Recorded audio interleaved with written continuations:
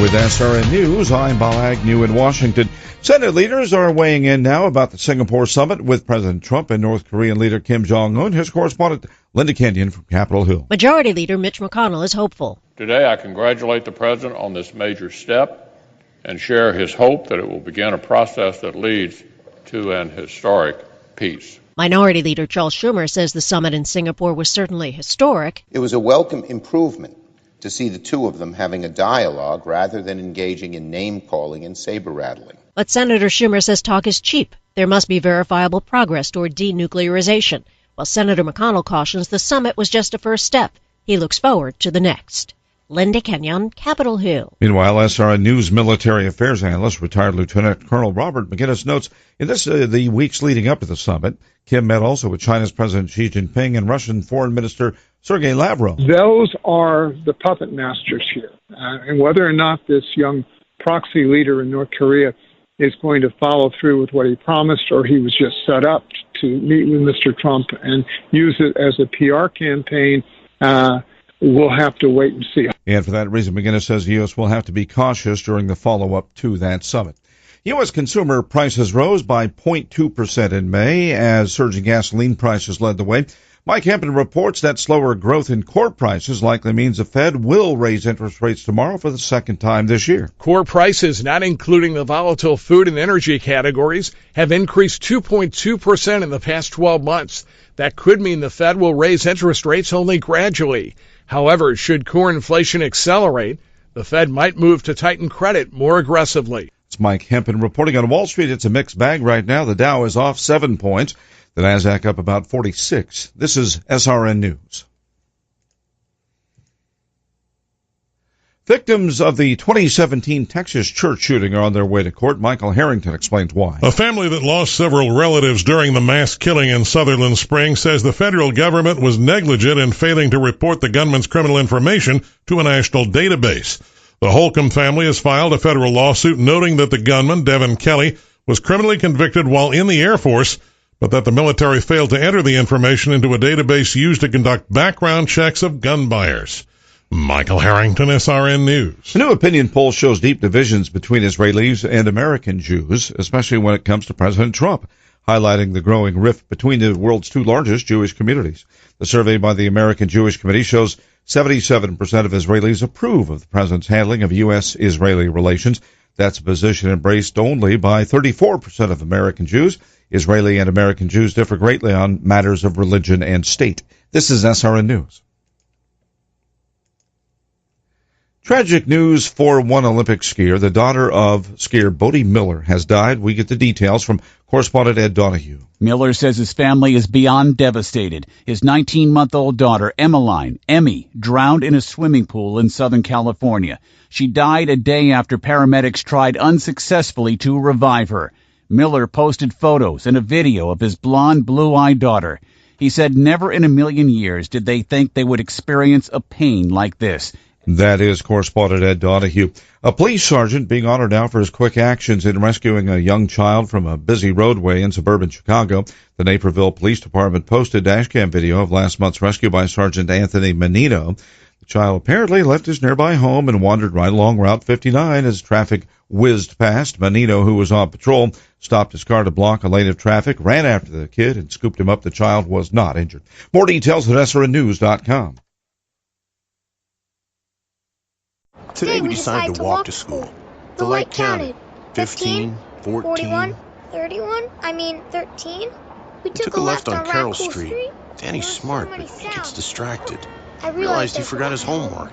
I hope he doesn't have another bad day at school. When you can see learning and attention issues from their side, you can be on their side. That's why there's Understood.org, a free resource for the parents of the 1 in 5 kids with learning and attention issues. Go from misunderstanding to Understood.org. Brought to you by Understood and the Ad Council. Reaction to the Singapore summit. I'm Tim McGuire with an AP News Minute. President Trump, following his summit with North Korea's Kim Jong-un, says the meeting is a first step. The menace of nuclear weapons will now be removed. In the meantime, the sanctions will remain in effect. Trump telling reporters that the U.S. will have to verify steps the North may take to end its nuclear weapons program. Patricia Kim, a nuclear expert on the Council of Foreign Relations, says to her there's not a lot of there. There was no timeline. There was no, agreement or understanding of a verification mechanism or inspections. There's no substance there other than that they agree that the Korean Peninsula will be denuclearized. Trump also told reporters he will freeze U.S. military war games with South Korea while negotiating between the U.S. and North continue. Trump casting the decision as a cost-saving measure, but also inappropriate while they continue. I'm Tim McGuire. From Keene, the Shire, the Liberty Media capital of the world, this is Daryl W. Perry, host of FPP Radio News for Tuesday, June 12th, 2018. Silver is trading at $16.79 per ounce. Gold is valued at $1,295 per ounce. Zencash is trading at $19, and the average price of Bitcoin is $6,839. Antiwar.com reports on Monday, Doctors Without Borders, MSF, announced that they are suspending operations within northwest Yemen after Saudi warplanes attacked one of their medical sites. The attack badly damaged a cholera treatment center in the Abs region in northern Sadr province. The Saudi war and the Saudi-imposed naval blockade fueled the worst cholera outbreak in human history in Yemen over the past year, with over 1 million infected. There were no patients in the Abs facility at the time of the attack. Still, MSF says they have to suspend their operations out of concern for the safety of their staff and will keep their operations frozen until they get assurances that medical facilities will not be deliberately targeted. MSF mission head José Martins criticized the Saudi and UAE-led coalition, saying they show complete disrespect for medical facilities and patients. The Saudis have yet to comment on their latest attack, which is one of the many strikes on medical sites in northern Yemen. For over 40 years, Roberts & Roberts Brokerage has been a trusted source for buying and selling precious metals. Gold, silver, platinum, and palladium. They don't feed the banks. They're Bitcoin preferred and have removed the minimum purchase amount for all orders paid in the digital currency. Call Roberts & Roberts Brokerage today for knowledgeable advice on buying and selling precious metals and a forward-thinking approach to new technologies. 800-874-9760 or visit online at rrbi.co. UPI reports the Maine Bureau of Motor Vehicles, BMV, announced on Monday it will offer the option of a non-binary gender designation on driver's licenses and other identification cards. The BMV said in a statement that those who wish to identify as a non-binary gender will have to fill out a gender designation form, and the BMV will issue a sticker for the license or identification card that reads, "Gender has been changed to X, non-binary." By next year, the sticker will be phased out, and the non-binary gender will be designated on driver's licenses and identification cards as X. The decision came after the Maine Human Rights Commission filed a complaint last year on behalf of Maine resident Ian Meredith Danae Lindsay, who wanted to be designated as a non-binary gender but did not have the option to do so. Danae Lindsay said, "Words cannot adequately express the relief I feel and how happy I am that my ID will now reflect such an integral part of my identity and who I am." Vermont and Washington earlier this year began offering a gender X designation on state documents, including driver's licenses, identification cards, and birth certificates. Zencash is the world's first private, distributed, and reliable platform for communications, transactions, and publishing. Zencash features documentation and wallets in many languages that are available for Linux, Mac, Windows, and Android devices. Learn more at zencash.com. That's zencash.com.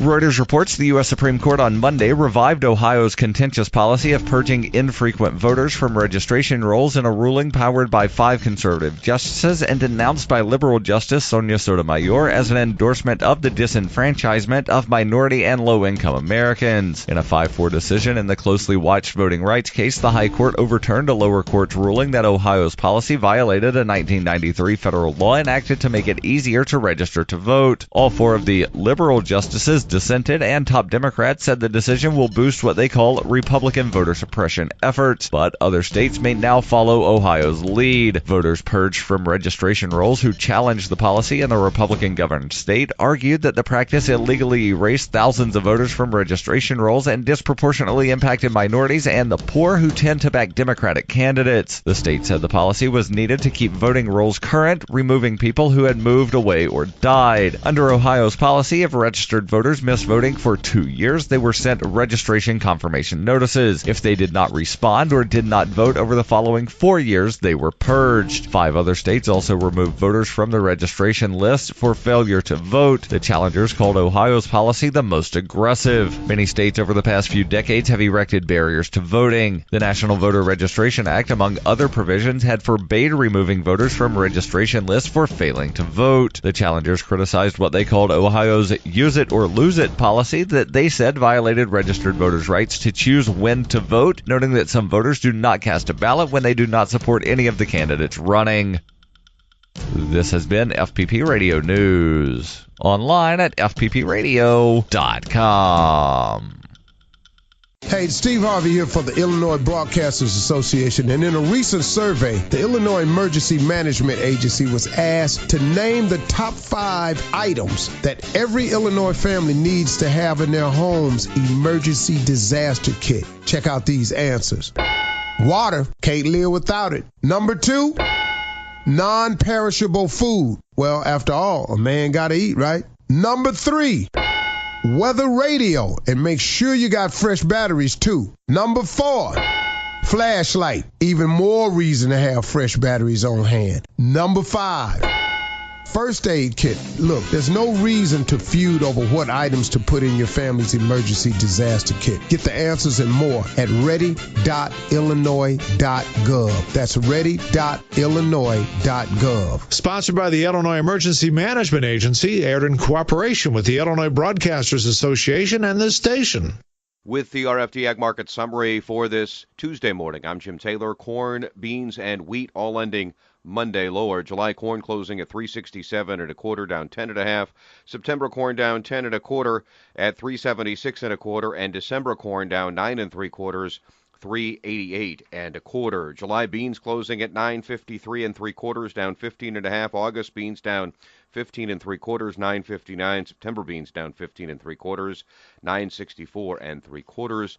July wheat closing at $5.14 1/2, down 5 1/2. September wheat down 6, $5.30 3/4. December wheat $5.53 1/2, down 5 1/2. July bean meal $3.51.20, that's down $6.60. July bean oil $30.58, up 6 cents. In current electronic overnight trading, July corn up 3, September corn up 3 1/2, and December corn up 3 1/4. $3.91 1/2. July beans in the overnight up 7. August beans up 7 1/4, and September beans up 7 3/4, $9.72 1/2. July wheat in the overnight up 3 1/2. September wheat up 2 3/4, and December wheat up 2 3/4 at $5.56 1/4. The outside markets, August Brent crude oil unchanged, 76.46. The August gold contract down 170 this morning, 1301.50. In the livestock market, June lean hogs $80.15 up 27 cents. July lean hogs down 132.79.40. June live cattle 108.65 down 137. August live cattle 104.17 down 160. August feeders 145.95 down 132. September feeders 147.25 down 117. Illinois direct barrels and gilts trading $2 higher, 46.54. And I'm Jim Taylor for the RFD Radio Network. Let's check the markets with Dale Dirkholz, Senior Analyst at AgriVisor, on what hopefully can last as a turnaround Tuesday. Yeah, maybe it can. A lot really depends upon, the kind of numbers that we see come out of the USDA here that'll be out in just a few minutes. The trade, I think, maybe is expecting a little bit much, or maybe it's better said that they're worried about seeing something surprising with maybe the USDA trying to build in, some of the negatives that could accrue because of some of the trade problems that are starting to build around the world with the policies we're pursuing right now. China in particular, there's some worry that the bean ending stocks number could be bumped 30, 40, maybe 50 million bushel. But in this era of unknown right now, the USDA has a tendency, and I say that tendency, to do nothing until they have something a little bit more concrete in this kind of an environment. But the worry is there, and I think that's been part of the depressant that we've had to deal with this week so far. We do get a winter wheat production estimate, which is an actual crop number that will be looked ahead to by people in the wheat trade right now. They think it'll be about the same as it was last month. But some of the harvest reports we've had out of Kansas, even Oklahoma, suggested yields are as good as expected, maybe just a smidgen better and good quality so far. Brazil had numbers out here this morning which did get some early attention, early influence. Second crop corn in particular, they lowered that number there a little over 4 million tons. So that gave the corn market a little bit of energy. The beans, they increased a little over 1 million ton. Not really a surprise, but it did tend to keep a lid on the bean market as we traded through the morning hours itself. But again, everybody's really looking ahead to the report coming at any time. Dale Dirkholz at AgriVisor. With the Tuesday AM Business Report, I'm Jim Taylor for the RFD Radio Network. More than 500,000 Kia cars are being recalled due to an electric glitch that may prevent airbags from deploying. The company announced the recall over the weekend while saying it impacts Fortes, Optimas, Optima Hybrids, and Sedonas. 4 deaths may be linked to the airbags not deploying in Kia and Hyundai vehicles, and federal regulators are investigating. More than 1 million cars have been recalled since the initial March announcement of the issue, and Kia says it has not yet found a solution. Leaders in both Illinois and Iowa are ready to dedicate a new bridge over the Mississippi River. Even though it's not open, both the Iowa and Illinois Departments of Transportation say they plan to dedicate the Savannah-Sebula Bridge this coming weekend. The bridge was supposed to open months ago, but Iowa crews are having trouble finishing an on-ramp on their side. New poll shows J.B. Pritzker with a large lead in the race for Illinois governor. The Quad City Times reporting that the latest Illinois poll gives Pritzker a 16-point lead, 46% to 30% over Governor Bruce Rauter. The lead jumps to 76% when pollsters ask voters in Chicago and Cook County who they plan to vote for. Voters will decide between Pritzker and Rauter in November. Illinois' new budget will mean some repairs in Springfield. Both the Illinois Capitol and the state fairgrounds are getting money in the new state budget. Lawmakers earmarked about $30 million for repairs to several buildings at the fairgrounds, including the Coliseum, which was closed last year. The budget also includes about $20 million for the Illinois Capitol complex. And I'm Jim Taylor for the RFD Radio Network. Let's check the markets on the RFD Radio Network. I'm DeLoss Yankee, still close to a dime higher for corn. USDA at 11 o'clock trimmed carryout numbers for corn, wheat, and soybeans, all more than expectations today. July corn up 9.5, 376 3/4. December up 9.5, 397 3/4. July soybeans up 2 1/4, 956. November up 2 3/4, 976 1/2. And wheat futures have been sharply higher, especially after the 11 o'clock report today. July wheat's up 16 1/4 at 530 3/4. Livestock, we turned higher for hogs. July up 132, 80.72. August cattle up 7, 104.25. And feeders for August still down 20 cents at 145.75. Crude oil up 33 cents. DeLoss Yankee, RFD Radio Network. Let's check the weather with Freeze Notice. Meteorologist Dan Hicks. Looks like a dry stretch is headed our way. Some folks may already be in it, but more of a statewide stretch right now. Right. We have a few showers that are moving eastward out of eastern Illinois right now. We may see some scattered showers and thunder showers pop up again this afternoon or this evening. Probably not anywhere near the coverage and amounts of rain some areas have seen the past several days. After that, a short dry period and then some thunderstorm activity returning. Hotter and humid air builds back northeastward late this week. We'll see a little bit of cooling spread into southern Illinois for tomorrow and Thursday. Areas farther north where it has been cooler will see similar temperatures, and then highs in the upper 80s and 90s with dew points rising again. We'll move into the western Midwest on Friday and then eastward into the weekend.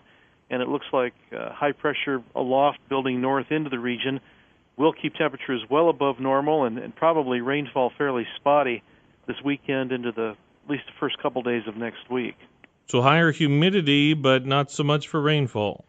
Well, no, when the high pressure aloft moves in, it really stabilizes the atmosphere. It makes it difficult for any thunderstorms to develop, and it looks like that'll be probably at least a a 3, 4, maybe 5 day period of time when that occurs this weekend and early next week, and then that upper level high starts to break down and the jet stream lowers a little bit the farther we get into next week. So I would think that especially mid to late next week, we'll start to see temperatures drop off a few degrees and start to see some increasing thunderstorm chances once again, and that somewhat more moderate temperature pattern continuing into the 11 to 15 day time frame with additional scattered storms during that period also. Dan Hicks, freeze notice. This is the RFD Livestock Report. I'm Rita Frazier. Caleb Corzine is a Shelby County pig farmer. An update with Caleb. It's been a couple of years since that pig barn open house on his family farm. Great. You know, these barns now that they're building have really improved.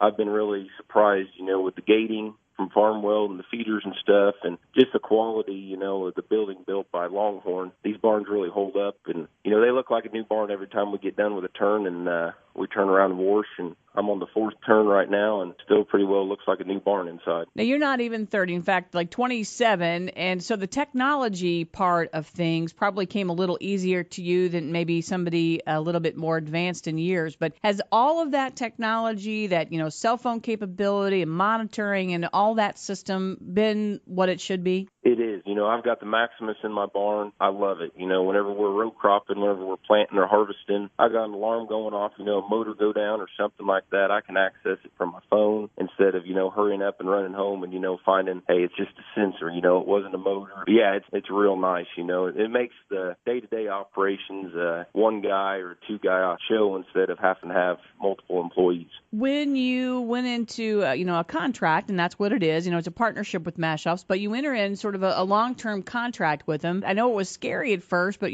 gosh, 2 years have probably gone pretty fast. It has, you know.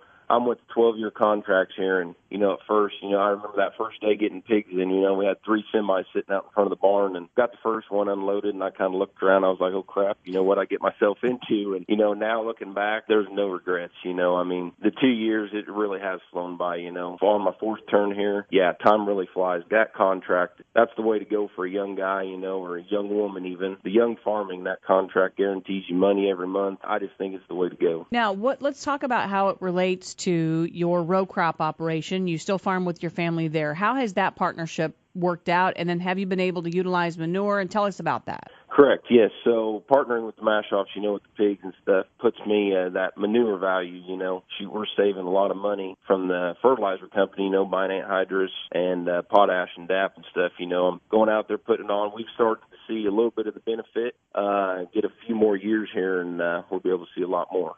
So as we talked with you talked about, you know, family flexibility and growing with your family. It's kind of interesting, you know, all that kind of came together at once because your daughter is about the same age as your pig building. Correct. You know, my wife was pregnant at our open house. The barn's 19 months old, and my little daughter, Piper, she is 17 months old. So, you know, she's getting to the stage now where she can go out and chore with me. You know, I've got little pigs in there right now. So, you know, starting to get that family farming, you know, opportunity to her where she can work around Dad and be around Dad a little bit more. And, yeah, you know, it's great, the family aspect of it. Kind of another side note, when we were there with you at your open house, you had lots of neighbors that supported you, and I know that you did a good job of communicating. So, you know, if someone out there is going to go down the same path you did, what worked and what advice would you give them as far as, you know, reaching out and communicating? Communication's number one. You know, your neighbors are going to be your neighbors the rest of your life out in the country. So, you know, you need to be a good steward that way. And, you know, just being upfront with them and telling them what you're wanting to do, what you're thinking, the value, how it's going to help you and your family, you know, and, hey, down the road, if, you know, you need a spot to get rid of some manure, I'm sure your neighbors are going to be apt to jump right on it. Illinois grain and pig farmer Caleb Corzine, Shelby County. This is the RFD Livestock Report. This is Inside Agriculture on the RFD Radio Network. I'm Rita Frazier. The state FFA convention this week in Springfield. Many farmers, ag leaders got their start wearing the blue and gold, like Brian and Heather Hampton-Nodal. Heather told us recently about their start in the FFA. Because we were both in the same section, but I didn't know him. He said he knew me, but I didn't know him. And he had won in both beef and diversified crop at the section level with records judging, but he could only go forward to districts in one of them. He chose diversified crop, so that meant I got to go in beef. And so the opening line when I saw him in Mattoon, Illinois at districts record judging was, "You're the one who beat me." And the rest is history, as they say.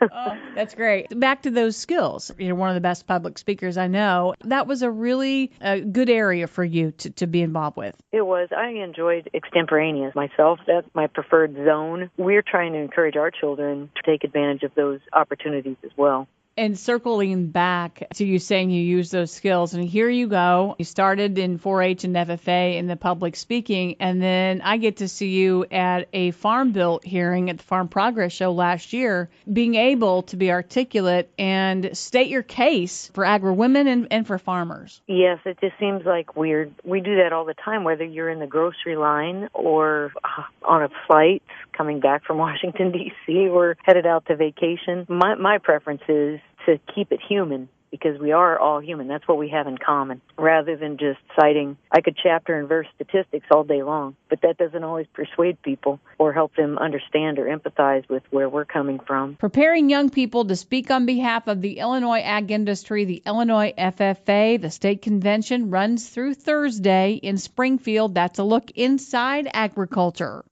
Let's check Ag News on the RFD Radio Network. I'm DeLoss Yankee. According to the latest report from Illinois Ag Statistics, 95% of corn is emerged, and now 90% of soybeans is emerged. That's ahead of the 5-year average of 72%. Wheat harvested is at 1%. Last year, we were already at 21% complete in early to mid-June. First cutting of alfalfa is 89% complete, also ahead of schedule. Second cutting is at 1% complete. 82% of corn is rated either good or excellent. That's 1 percentage point down from last week. 83% of soybeans are rated either good or excellent. That's a 5 percentage point increase from the week before. Last week's temperatures were 72.7 degrees on average, 3 degrees more than average, and rainfall was 1.17 inches. That was about a quarter of an inch more than average. Northwest Illinois at 2.98 inches led the way. Northeast Illinois came in at a little more than 2 inches last week alone. Topsoil moisture in the state is considered 16% surplus and 66% adequate. Subsoil is at 9% surplus, 72% adequate. Crops moving right along, and that could very well mean that some products may be just a few days away from being outdated on the label. David Powell is Weed Science Technical Manager at Growmark Agronomy. Our soybeans are in a relatively good growth stage right now. We're anywhere from beans. We've got some small beans and some pockets of V2, but we also have beans that are V7, V8, so they have 8 trifoliates on them. This is probably, I'd say, last week and this week are a peak post-application time in our soybeans, so there's lots of applications being made where we don't have excess moisture and we can get over those fields without any compaction or any problems. So this is the time to be doing it. Here, not very in very short order, we're going to be off-label for a lot of products, and by shortly, I'm talking a couple weeks down the road, because a lot of them have an R1 label, and the R1 is when we start flowering, or it's through R1 typically, so right before R2. R1 is going to happen here the summer solstice, June 21st, 22nd. We're going to see flowers. I've already seen a few flowers in fields, so we're already in R1 in many cases in some early planted beans, especially those shorter season early planted beans. And so, by July 1st, we're going to be pushing R2 in most cases. So we need to get on our post-herbicide trip soon. David Powell, Growmark's Weed Science Technical Manager, was a guest on RFD today. Chris Novak, CEO of the National Corn Growers Association, has been named as the new president and CEO of Crop Life America, replacing Illinois native Jay Vroom. Novak joined NCGA in October of 2014. DeLoss Yankee, RFD Radio Network. They were outnumbered, out-equipped.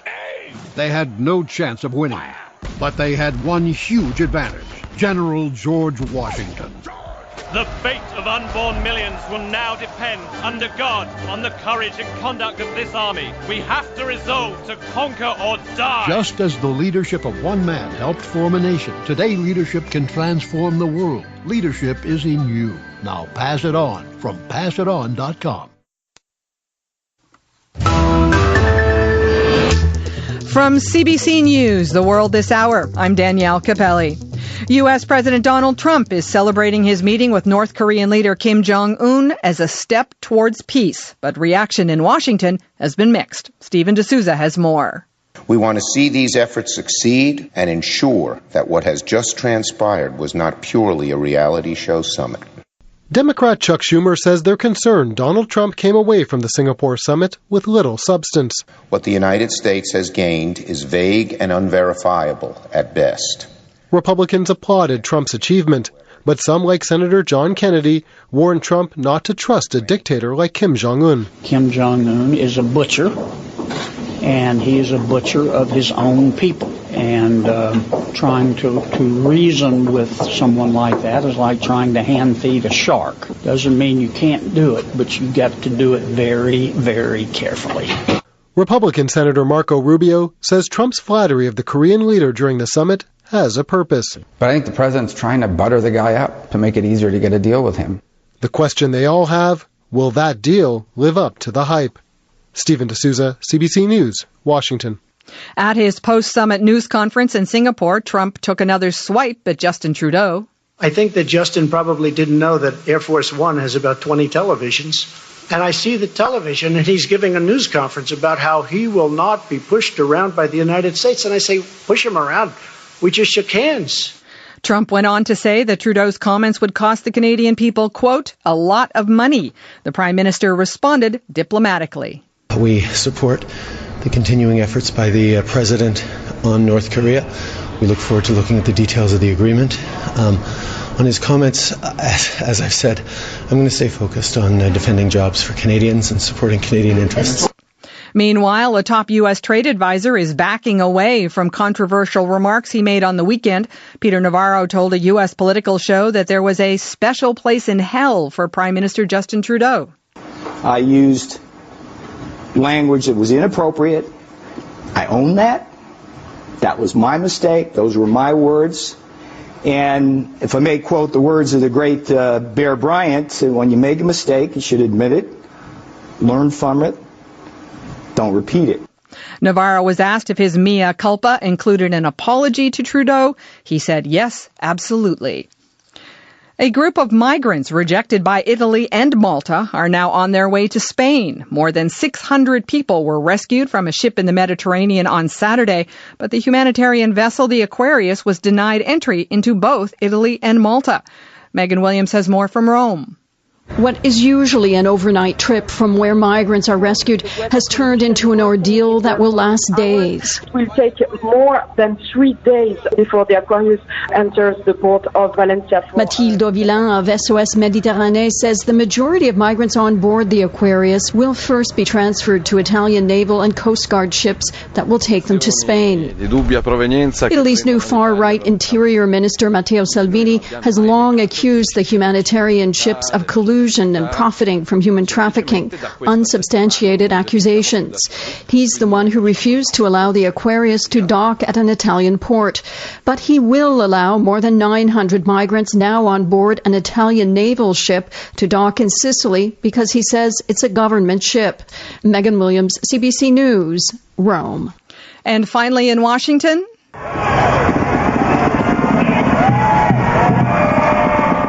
tens of thousands of fans lined Constitution Avenue to watch the Capitol's Stanley Cup parade. It was a dream come true, one 26 years in the making.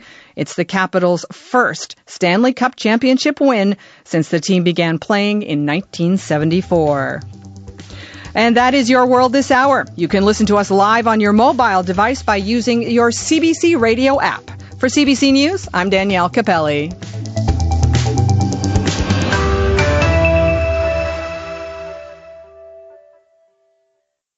This is Betty White.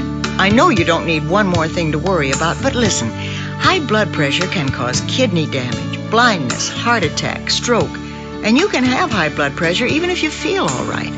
1 in 7 adults has it, but it's easy to get your blood pressure checked, and you can treat it if it is too high. So don't worry about it. Don't ignore it. Just see your doctor and check it out. For your free booklet, visit the Will Rogers Institute at wrinstitute.org and find us on Facebook and Twitter.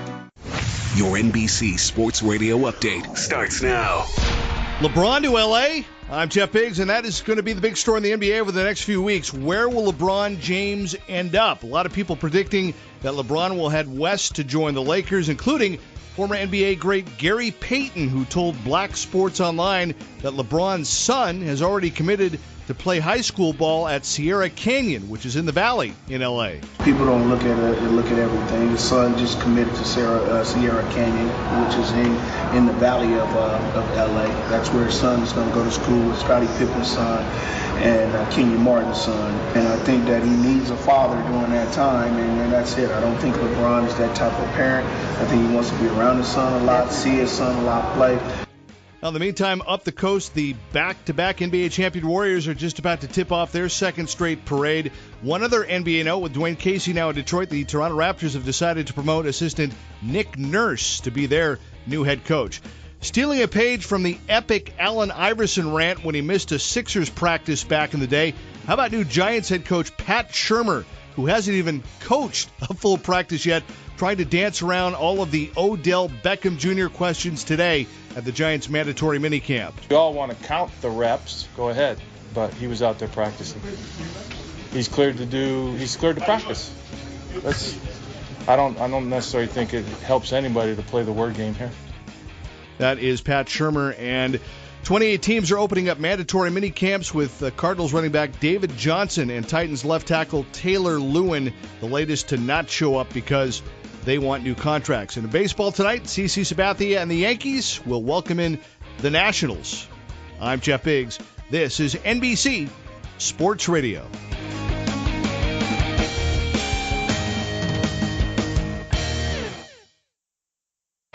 Early to bed, early to rise makes a man healthy, wealthy, and wise. And all was Benjamin Franklin wise. So you actually think electricity can pass through metal? Ha! Ben Franklin, go fly a kite. Excellent idea. Where are my keys? Besides the bifocals, Ben invented the Franklin stove, the odometer, and the lightning rod. Ingenuity, pass it on. From the Foundation for a Better Life at values.com.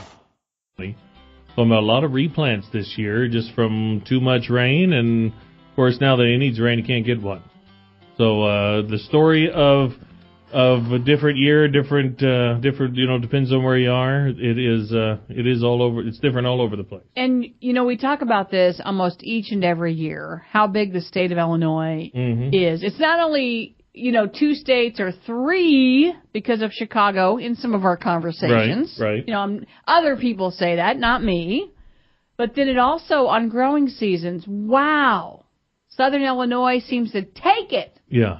Every year. Just getting done with soybeans, and pretty soon, though, he said wheat harvest is about to kick in, so there'll be some double cropping we'll see in a lot of southern counties. Yes, and hopefully our prediction from Kyle Brazzi in Madison County was that he was going to harvest wheat on the 20th of June. Let's see how close we get. Next week. That's remarkable. That, to me, that was always an Independence Day kind of thing. Certainly not here still in June. Too. So we'll get all that plus more, plus we'll salute a community. All that coming your way on RFD Illinois. Stay with us.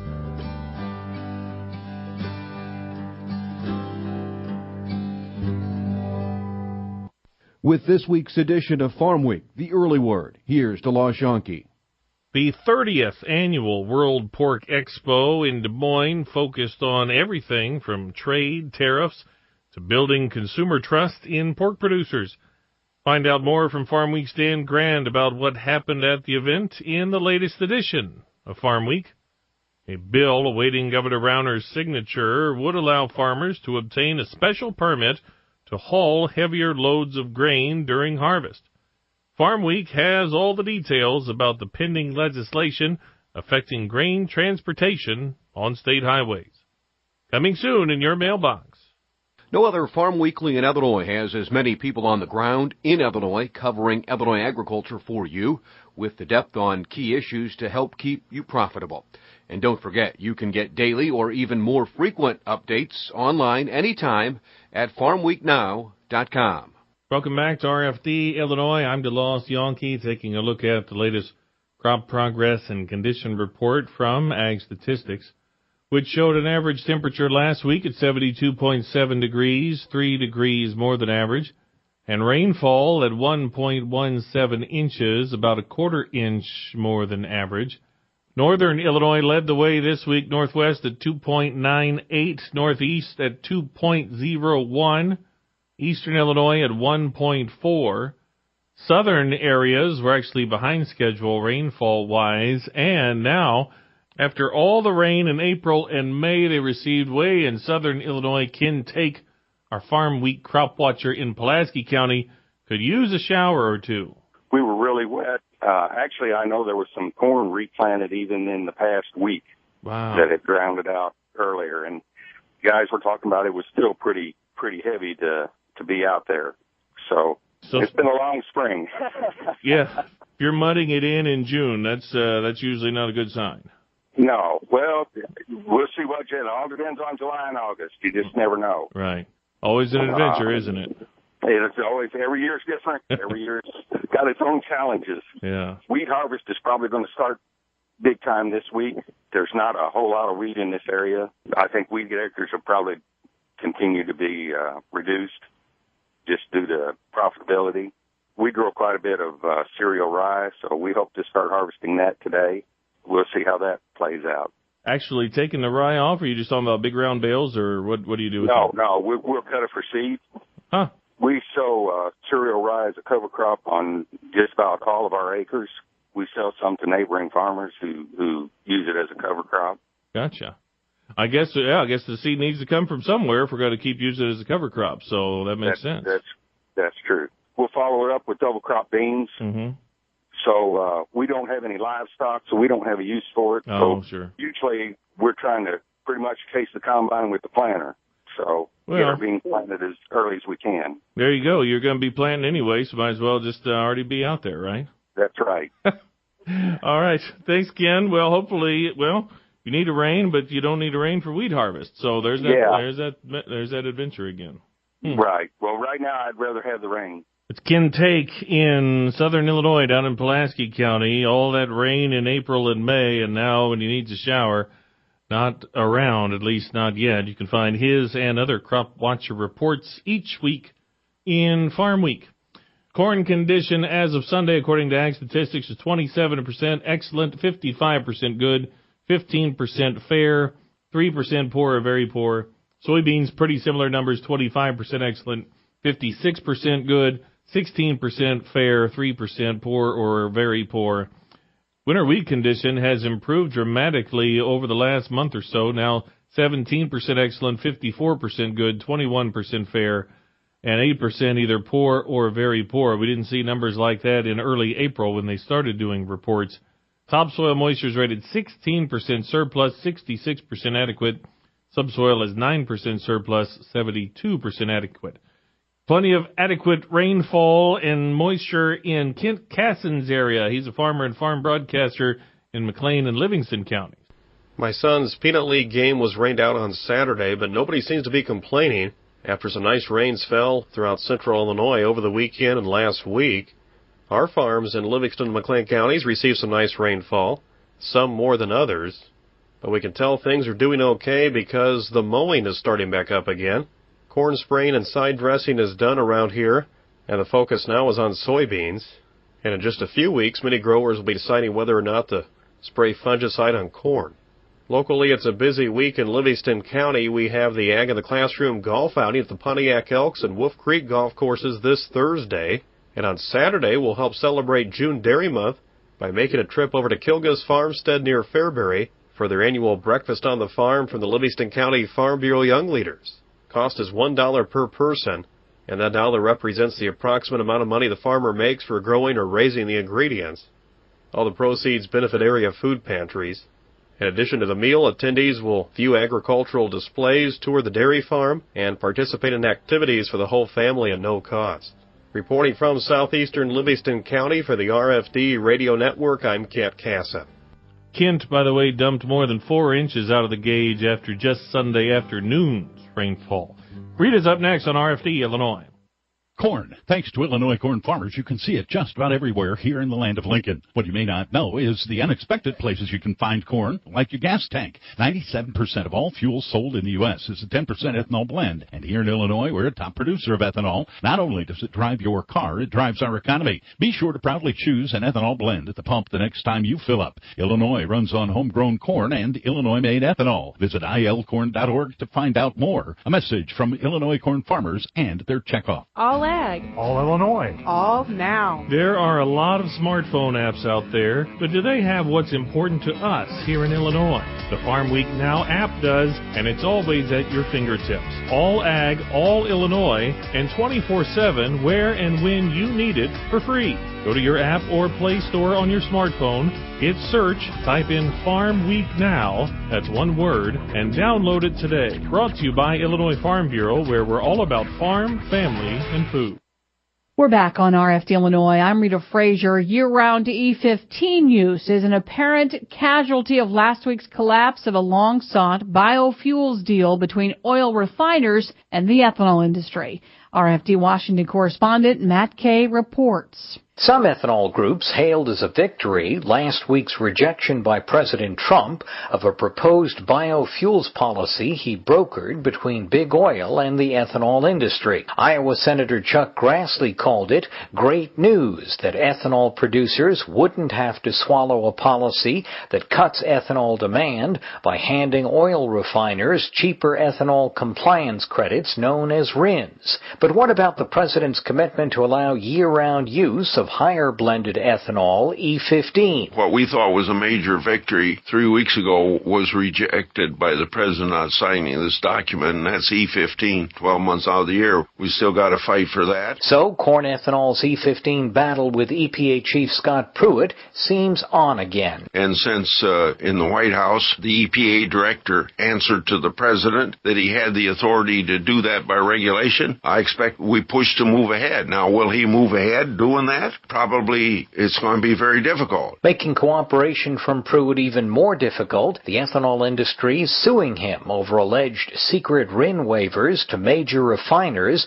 worth tens of millions of dollars or more. Grassley concedes ethanol's fight right now is just to hold on to the statutory 15 billion gallon volume in the 2019 RFS rule and ensure the waivers won't detract from that obligation. For the RFD Radio Network, Matt Kay, Washington. Thanks, Matt. Well, DeLoss gave you the numbers and crop conditions, even a couple of farmer reports from around the state. We talked a little more in detail with an agronomist for Pioneer, Dr. Matt Montgomery, now covering central and west central portions of the state, looking at some gray leaf spot in corn. You know, it's very interesting on the corn front. I didn't think we would have seen it because we've been so dry up to the most recent storm fronts that came through, but I could actually find gray leaf spot the other day. I was with one of our account managers, a young man by the name of Ben Rakes, who serves kind of the southwest portion of the territory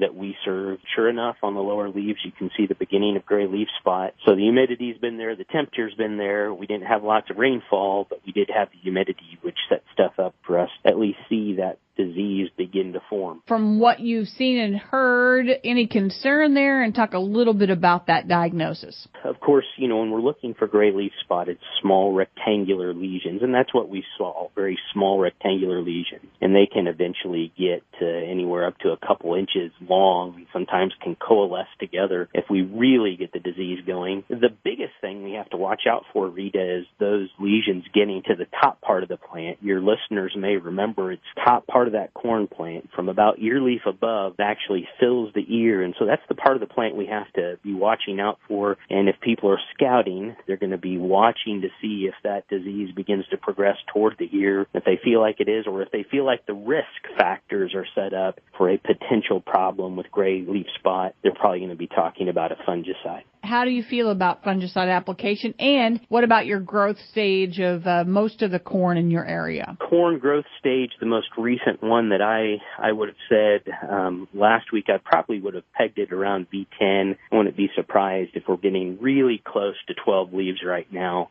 As far as fungicide use on corn, I always talk about it in the frame of return on investment. What kind of things improve the chance for return on that fungicide investment? And so if we have a fungicide responsive hybrid, that's a big one. If we have residue, that's a big one. If we have an environment that's set up for the disease to appear, which I just said we did, that's another big one. If we have continuous corn because that disease persists in that corn residue, those are all the kind of factors that if we begin to layer those one upon another, really increase the chances that we're going to see a return from fungicide use. And it's probably part of that factoring in, part of those variables that a grower wants to think about as they consider fungicide use. Dr. Matt Montgomery, Pioneer Field Agronomist. We'll hear more from Dr. Matt this week on RFD Today. Well, this week is called the Farm Bill Week for the Senate. We'll hear and see lots coming out of the nation's capital. In the meantime, the last few weeks, lots of our agriculture groups have had fly-ins to talk with the legislators about what's important to them in the next farm bill and for the future of agriculture. Heather Hampton-Nodal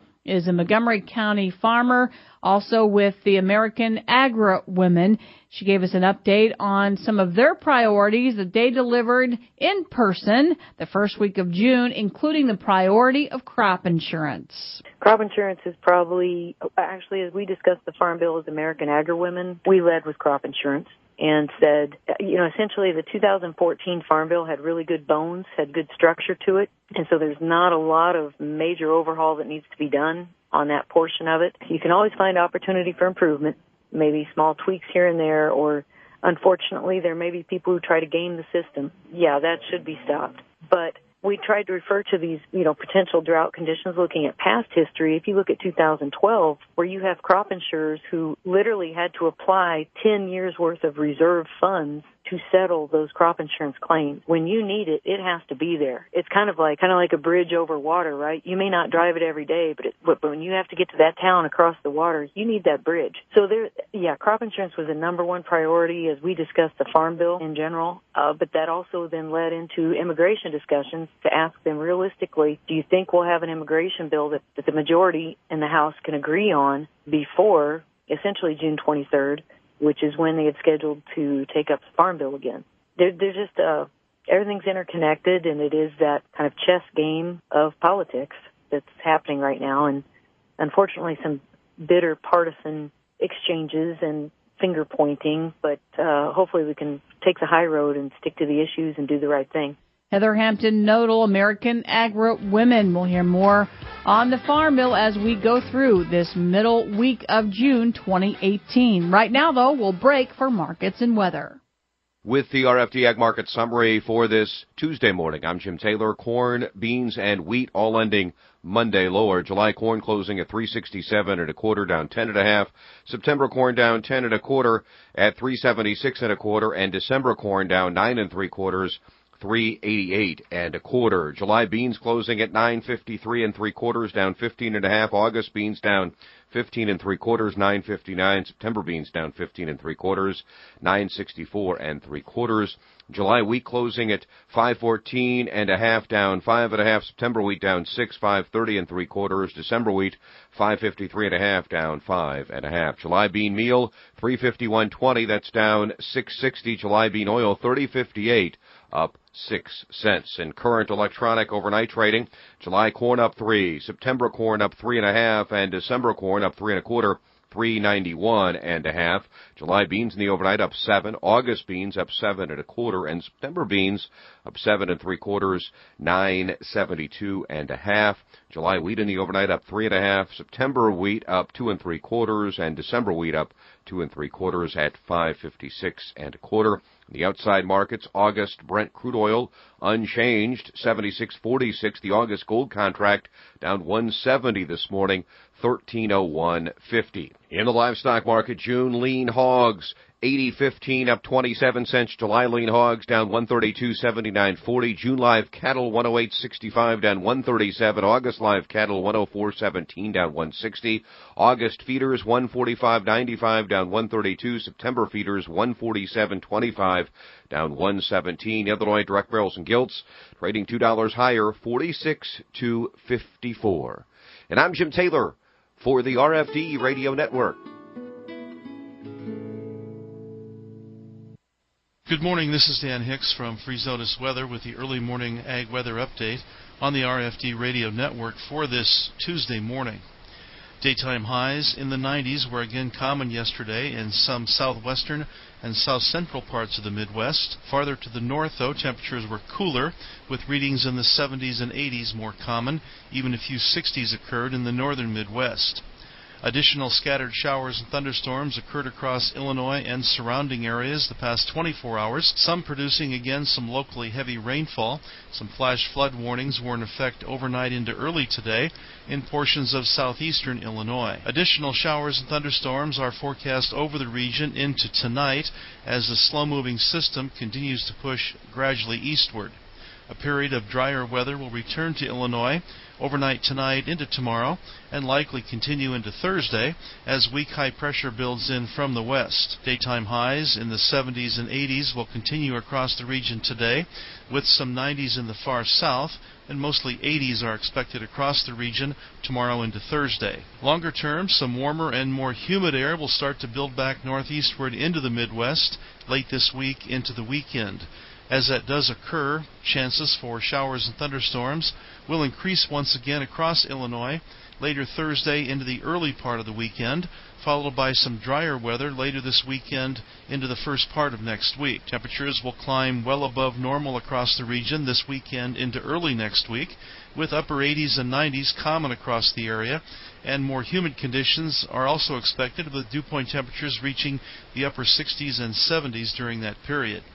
Some cooling and increasing rain chances will gradually return for the 6 to 10 day time frame, with above normal temps though in most areas and near to below normal rainfall. I'm Dan Hicks from Freeze Notice Weather. Farmers, what's in your toolbox? Have you found the right best management practices for your farm? The Fulton County Farm Bureau wants to help you learn new ways to benefit at a Nutrient Field Day, taking place Wednesday, June 13, 9 to 1, at the Metropolitan Water Reclamation District main office on the Cuba-Canton Blacktop. You'll hear about conservation efforts from farmers and industry experts. It's free and includes lunch. Contact the Fulton County Farm Bureau to reserve your spot. Crop protection stewardship, it's in your hands. Illinois farmers and others who apply products to protect crops from insects and yield-robbing weeds can use a new tool that contains dicamba. To use the products, farmers and other applicators must go through training that stresses the need to be aware of what's around you. You'll have to identify what are sensitive areas, what are sensitive crops, and then take the appropriate measures per the label. Northwest Illinois farmer Jeff Kerwin encourages fellow farmers and other applicators to carefully assess what's around you before using dicamba products. Some of us elected to go this route. There are other alternatives, and I think, you have to know that this technology works, but you also, as responsible farmers, have to recognize that if we're in an area that it's probably our best judgment would be not to use it. I would encourage you to try and find an alternative. Crop protection stewardship, it's in your hands. For more information, go online to ilfb.org/steward. FarmWeekNow.com editor Jeff Brown connects rural routes for you. Jeff has worked with ag clients for the past decade. He writes, edits, and posts content to IFB's digital news outlets and social media for a nonstop supply of information. Here's a bit about his rural roots. I cover all aspects of ag, but I really enjoy providing crop farmers with practical information they can use on their farm. I think farmers are the best group of people you could ever hope to work for. Be it routes or roots, RFD Radio, FarmWeekNow.com, and Farm Week keep you connected. Hey, that's all the time we have for this edition of RFD Illinois. Hey, let's salute two communities, shall we? Yesterday we had the state president of FFA. We saluted Waterloo. Today, Avon Vice President Rob Jansen in Fulton County, and Newman, Dalton Painterstown in Douglas County, both populations around 800. Hello, Newman. That's right, and hello, Avon. Avon's in Section 4. Is that your section? Go. Yes. That's right. Avon Abingdon High School over there. Yes. That's right. For our radio brother, Jim Taylor, I'm Rita Frazier. I'm DeLoss Yonke. I'm Jenna Preston. Have a great day, everybody.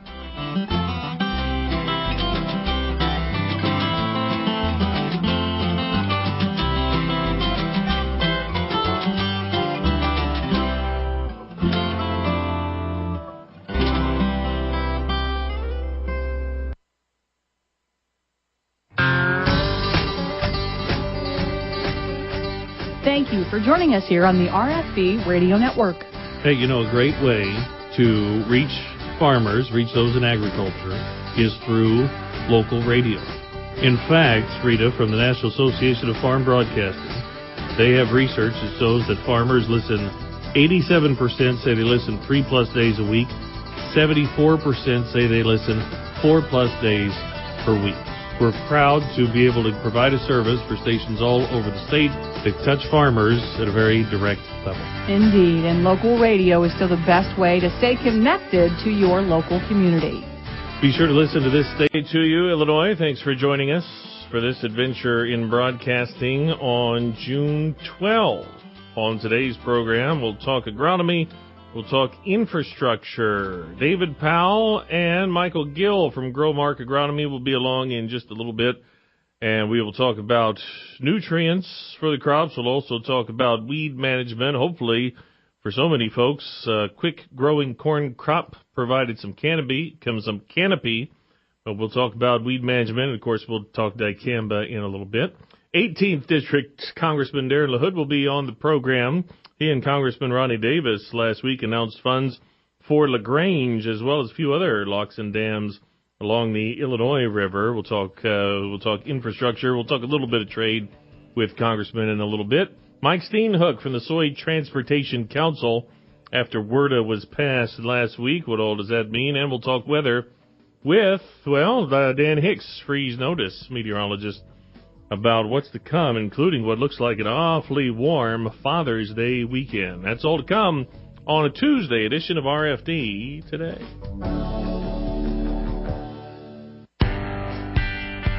I have a lifetime of experience as a financial planner. A lawyer. A homemaker. An educator. A mechanic. A nurse. You know what I am now? I'm a Senior Corps RSVP volunteer. I build homes and young minds.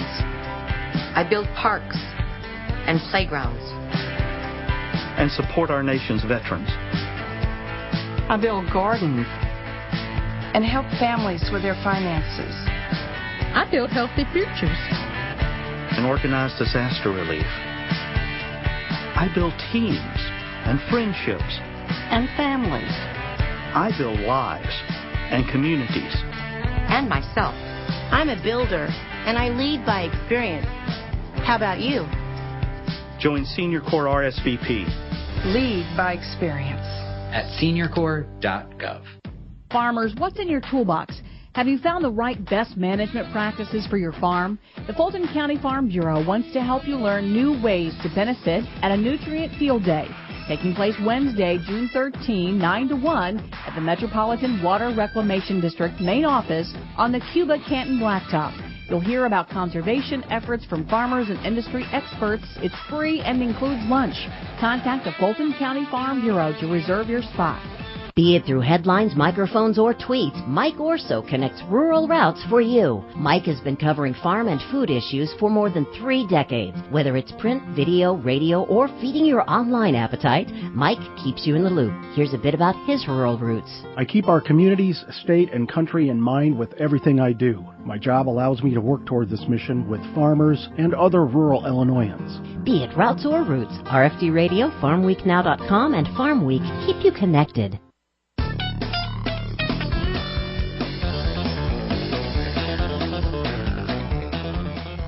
All right, welcome back. Joining us, folks from Growmark Agronomy. Dr. David Powell is in here, Weed Science Technical Manager.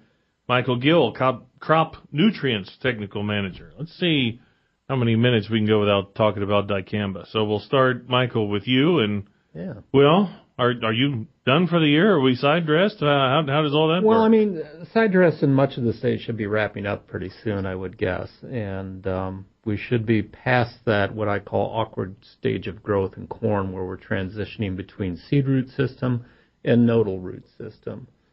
We did have some calls around that time period where there was some unevenness in corn. In fact, one of them was a call that David went on first. I went on later, and we were seeing stages of growth difference out there. And that was lending itself to where some of the corn was around V7. Those roots were bigger and deeper and had tapped into nitrogen that was applied. in the V5 corn that was out there, it just hadn't reached the nitrogen yet. So it led to a pale crop and some uneven, and, some look of corn that was struggling or having a nitrogen deficiency. Something that would remedy itself. Yeah, just time, really. I mean, and I imagine now that, we're a week later, and even that time period over the weekend between when David looked at it on a Friday, I looked at it on a Monday, it had started to shape up and look much better. It was harder to see a discerning line in the field where David had seen it on Friday. How much do you focus on nitrogen? How much do you get into micronutrients? And I focus on the whole gamut of nutrients. Yeah. And we had, similar situations throughout the state early on where people were calling with micronutrient deficiencies. Some of those I would call positional deficiencies. So what I mean by a positional deficiency is that there may not have been deficiency in the soil, but because the soil was dry and crop nutrients need to be in solution to be taken up by the plant was showing a deficiency symptom because of that.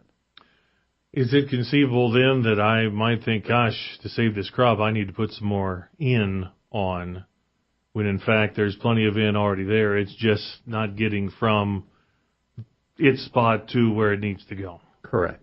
Yeah. So we could spend a lot of money fertilizing a crop we don't need to. We could. Conceivably. Yeah. The only way to really look at it and to really diagnose the situation is to get out there and get some plant tissue samples, which at that stage of growth was the whole plant. Now that we're getting closer to V10, we're starting to get past where we collect whole plants and getting into more specific parts of the plant that we collect. But you need to take plant tissue samples and you need to take soil samples in those same areas to really say, okay, I don't have the nitrogen in the soil, or I do have the nitrogen in the soil. What else is going on here? It's so interesting to me, just on the windshield tour I take from my palatial estate to here, and boy, some of the corn looks so good. And it may not have anything to do with fertilization, nitrogen, anything like that. It could just be that they got the rains when they needed to. It's such an interesting science to monitor. Well, it is. And it's multifaceted. Soil and soil fertility crosses over into David's side too. The pH plays a big picture in a lot what goes on in the field. So that soil pH. Am I in a range that's favorable for that crop I'm growing? Soil nutrients are available in a range of, usually I'd say that 6 to 7 range. You get beyond those ranges, either higher and lower, and you start to see availability of soil nutrients drop off. Hopefully, David, we've created quite a canopy in the cornfields. For those that have done as well as they have, hopefully that's created quite a canopy against any sort of broadleaf wheat. Well, canopy is free weed control, right? So the quicker we get there, the better off we are. And, I'd like to say, hey, yeah, we're all canopied everywhere, but this year it's the stories of the haves and the have-nots and variability across the state.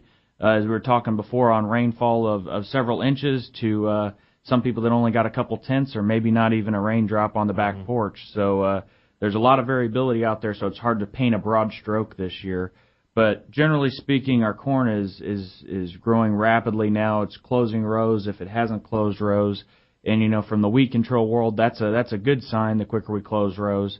The thing that we want to watch out on the corn side of things, if we still need a last-minute herbicide application, is really going to be take a look at that herbicide label.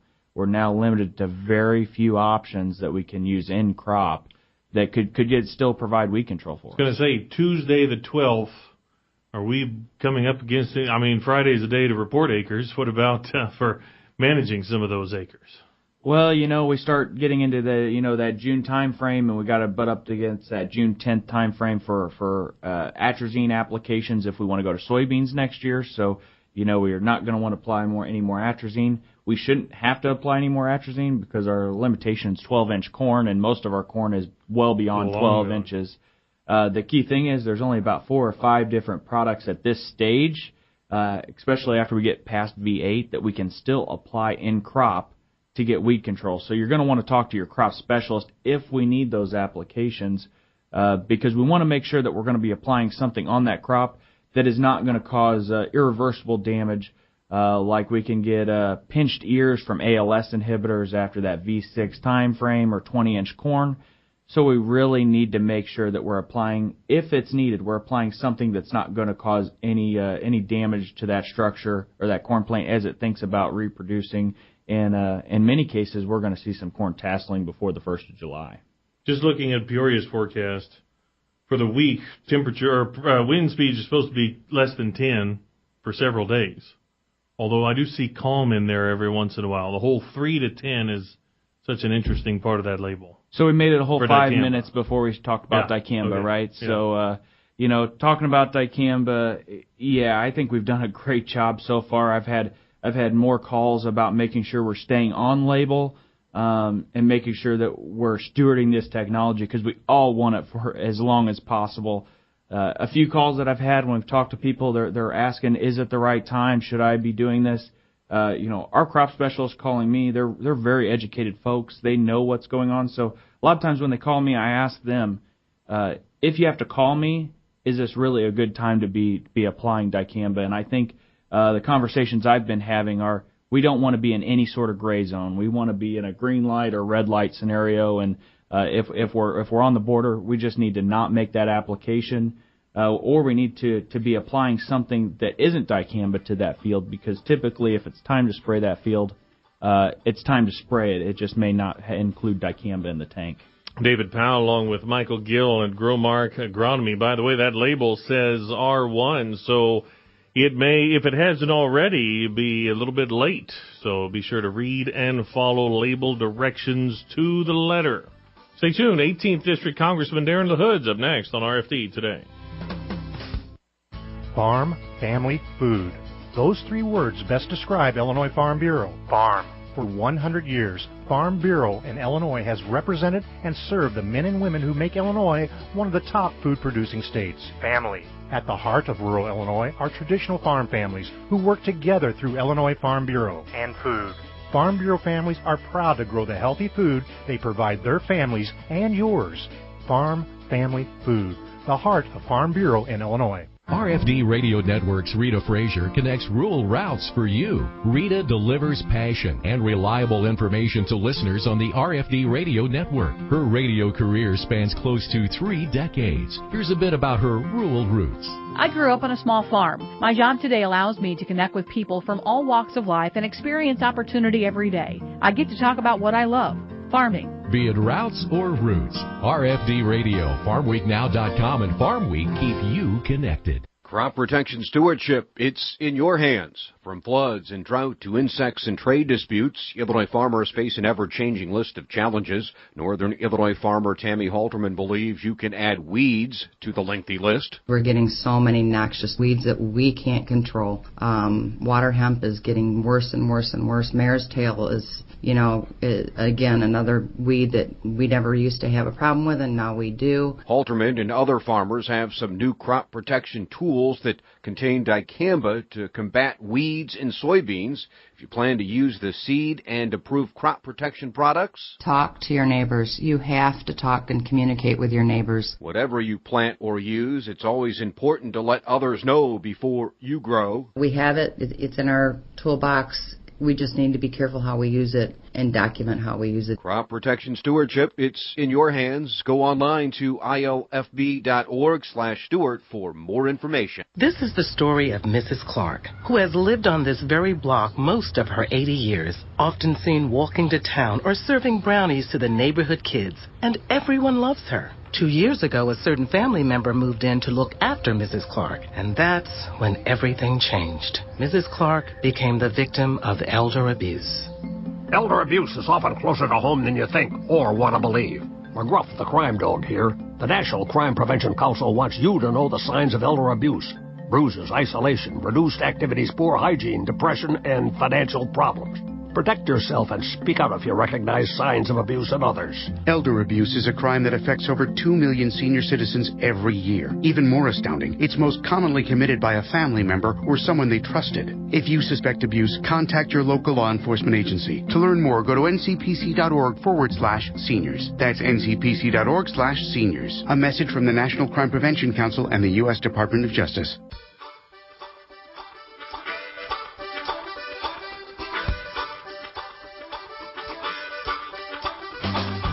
Joining us over the phone, we welcome 18th District Congressman Darren LaHood. And, well, first of all, thank you for being on today. We always appreciate it, sir. DeLoss, great to be with you and your listeners today. I see it's on the latest news on your website, and saw a press release about it last week with you and Congressman Davis, and some much-needed money for some lock and dam repair in Illinois and on the Illinois River. That's some pretty good news. It was good news. We put out a release last week. We got $10 million allocated to the LaGrange Lock. And for those that don't know exactly where that's at, it's just south of Beardstown. It's the southernmost lock on the Illinois River. And it accommodates, DeLoss, a really heavy amount of barge traffic that goes up and down the Illinois River. And that lock was built in 1939, was put into service then. And the last time it was updated was 1988. Still has the wooden wickets on the bottom, and it is kind of the poster child for what needs to be repaired on our inland waterways. It's a vital asset to the Illinois River and to the corn and soybeans that go up and down the river. So anyway, we were happy to get that $10 million, and now that money will go to good use. And the other important thing to know, DeLoss, is we are expanding many of our locks and dams from 600 feet to 1,200 feet so we can get the larger barges up and down the river, which, of course, helps with getting our commodities to markets and to customers around the world. These barges go down through the Mississippi River, through the Gulf and through the New Panama Canal and go anywhere in the world. So much needed repairs. We're happy that we're able to get the money allocated. Cass County, Beardstown, that's still in your district, isn't it? It is. Yeah, I represent all of Cass County. I've been down to the LaGrange Lock probably 3 different times over the last couple of years. And, again, this money will, go a long ways to help in that particular area and all the traffic that goes through that lock. Well, yeah, LaGrange definitely needs more than a Band-Aid. That's great. That's going to happen. Now, I know WRDA was being discussed, Water Resources and Development Act, at around the time this press release came out, but this is, I don't want to say free funds, but it's not necessarily connected to the WRDA bill, is it? It's not. We have authorized money through WRDA in the past, DeLoss. This actually appropriates the money, and this is something that we've had a hard time doing. Olmsted, which is, of course, over on the Ohio River, there was huge cost overruns for that particular lock. But now that is done and finished and almost completed, this is the next amount of money that needed to be allocated. And so this is good news for WRDA, but also for our inland waterway. And then after this, we hope to then come a little bit to the lock and dam in the Peoria-Pekin area. That's the next one on the list. But if we want to stay competitive with getting our products to market, we have to have a good inland waterway system, and this is going to be a step in the right direction. Excellent. So NESP, Navigation Ecosystem Sustainability Program, is more than 10 years old, and sounds like headway is starting to be made there. I mean, what do things need to take place necessarily before you can double the size of like 18 there in Peoria and some of the others up the river? Yeah, well, NESP was authorized in 2007 and really to expand the 7 locks on the upper Mississippi and the Illinois rivers and go from 600 feet to 1,200 feet. And so, obviously we need the money to do that. And so this is much needed resources. But after we do the LaGrange one, we'll move upriver to the Peoria one, and that'll be the next stop. And then there's a number of other ones that need it, too. And I should also let you know, too, DeLoss, the NESP program has been very, very bipartisan in Congress. It's enjoyed support from Republicans and Democrats. When we talk about infrastructure, we have to have good infrastructure to compete around the world. Well, that sounds like a step in the right direction. That's a very good sign. Have you been getting many calls recently about trade? That is certainly plenty that has been discussed. The President's been tweeting about the dairy tariff with Canada, for example, and I'm sure your office has been well advised on what's been going on of late. We have been following trade. Obviously, trade is vitally important to our farmers, our corn and soybeans, our pork bellies. our livestock. And, I come back every weekend to my district, Delos, and just talking to farmers over the weekend, I think many of them give the president credit for trying to get better trade deals, particularly with the Chinese, and going after the Chinese on some of these other things. We've talked a lot about the trade deficit, but in agriculture, we actually have a trade surplus with almost every country around the world. And so if we're looking at putting together trade agreements, I think ag is a good, is a good model to use because we've done it the right way. There are other industries in automobiles and steel and manufacturing that we do have a trade deficit, and we ought to fix those. But I think people recognize that the president's trying to fix our trade deficit and trying to do some good. I worry a little bit about the protectionist mentality that some of our folks in the White House have because we can't afford to get into a trade war because of retaliation. If the Chinese retaliate against soybeans or against corn or ethanol, that's going to hurt our farm prices. But thus far, the markets haven't negatively reacted, and so I think people are optimistic and hopeful the president can get a good deal and negotiate on behalf of our farmers, and we're going to continue to work hard to make sure we get that done in Washington, D.C. Thank you, sir. We'll talk to you soon. All right, take care. Bye-bye. Okay, bye-bye. Representative Darren LaHood of the 18th District of Illinois. We were pleased to visit with him, and we'll talk more about WRDA and infrastructure next with Mike Steenhoek of the Soy Transportation Coalition. Stay tuned for more on RFD Today, right here on the Illinois Farm Bureau Radio Network. Here in Illinois, it's everywhere, and it's used in so many things. We're talking about Illinois homegrown corn. It's fuel for your vehicle on the way to the game. It's a delicious corn-fed bacon cheeseburger that's the talk of the tailgate. Corn is even used to make things like plastic water bottles and lipstick. We're proud that Illinois runs on homegrown corn, and you should be too. Learn more about how corn shows up in unexpected places at watchusgrow.org/corn.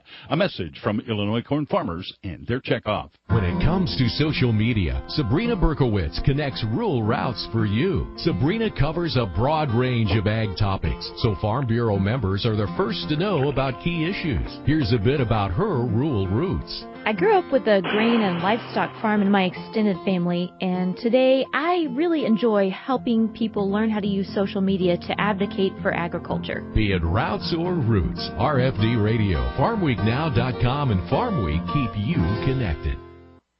Does the warmer weather have you itching for a weekend getaway? Take your Illinois Farm Bureau membership savings with you. Farm Bureau members can save up to 20% at choice hotels, including favorites like Comfort Suites, Sleep Inn, Quality Inn and Suites, with even more to choose from. Call 800-258-2847 or visit the Choice Hotels website to search all the hotels at once and to make advance reservations. Contact your local County Farm Bureau for your discount code number. Remember that movie National Lampoon's Vacation? Well, Clark Griswold has nothing on me. Give me the open road in my Illinois Farm Bureau membership card, and I am the ultimate road warrior. Like last summer, I drove the family to Williamsburg at a fraction of the cost. Once I hit the road, I don't stop for much, so I used my membership to rent a minivan from Enterprise. The kids got more bouncing room, and I saved 5%. Then I used my Illinois Farm Bureau membership to save 20% on choice hotels from here all the way to the East Coast. On the way back, we stopped and saved at our favorite theme park, too. I was hoping it would wear out the kids and they'd sleep. Good thing I got that minivan for bouncing, though. No matter how unique my travel needs are, I know that my membership can help. Illinois Farm Bureau. It's membership for my lifestyle. Isn't it time you learned how Illinois Farm Bureau member-only discounts fit into your lifestyle? Call your county farm bureau or visit ilfb.org for details. All ag. All Illinois. All now. There are a lot of smartphone apps out there, but do they have what's important to us here in Illinois? The Farm Week Now app does, and it's always at your fingertips. All ag, all Illinois, and 24/7 where and when you need it for free. Go to your app or Play Store on your smartphone, hit search, type in Farm Week Now, that's one word, and download it today. Brought to you by Illinois Farm Bureau, where we're all about farm, family, and food.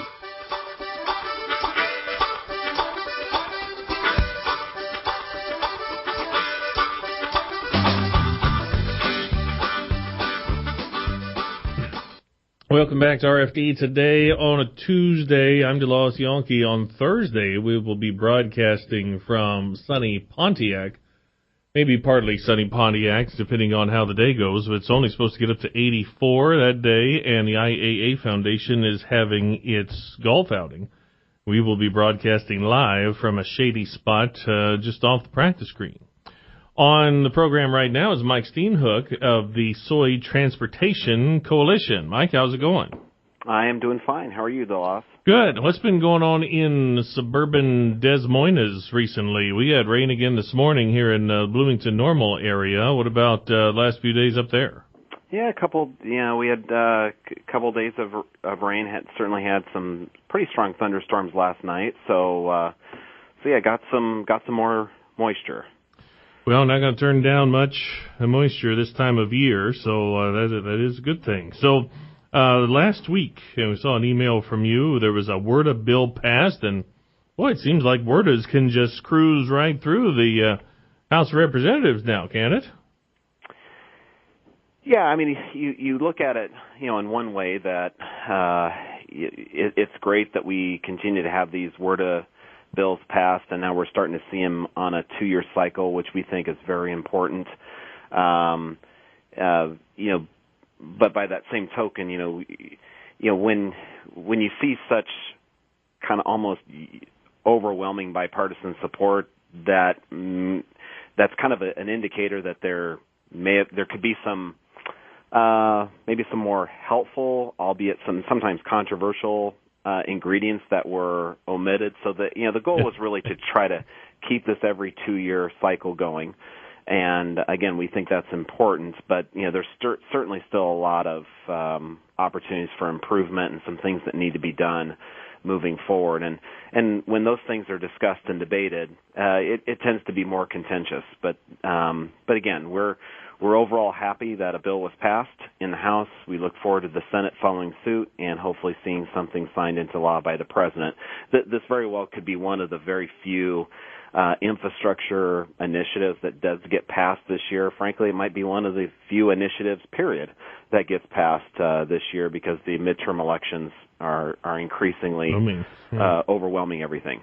Yeah, there's a WRDA in 14, a WRDA in 16, and a WRDA in 18. Now, is there any money associated with that? Is that why it passes so well, that it may be more, I don't want to say hypothetical, but if you were to really start putting dollars to things, I think that could start to muck the works a little bit. Yeah, I mean, there's two steps when you're wanting to get something done to promote our inland waterway system, which includes our locks and dams. Step one is the authorization step, and that's what a Water Resources Development Act does. It essentially establishes the blueprint, kind of the list of priorities. It's an expression of intention, and that's very important. You have to have that if you want to get something done. Step number 2 is the appropriation step, and that's where checks actually get written. That's when intentions actually become outcomes.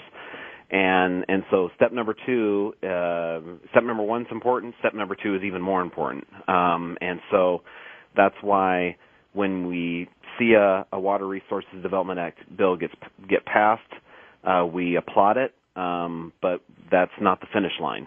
We don't regard it as that. We still need to keep pressing until we actually see funding follow suit. And there's been times historically where, members of Congress have just treated WRDA bills as nice suggestions, but they don't actually appropriate the funding to make those projects a reality. And that's where there often has been a breakdown.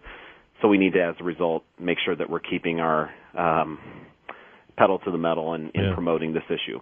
I just had Representative LaHood on talking about the $10 million for LaGrange and then another $1 million to, I think it's 7 locks and dams up the Illinois to turn them from 600 to 1,200 foot locks and dams, so some modernization, which certainly sounds like a really good step.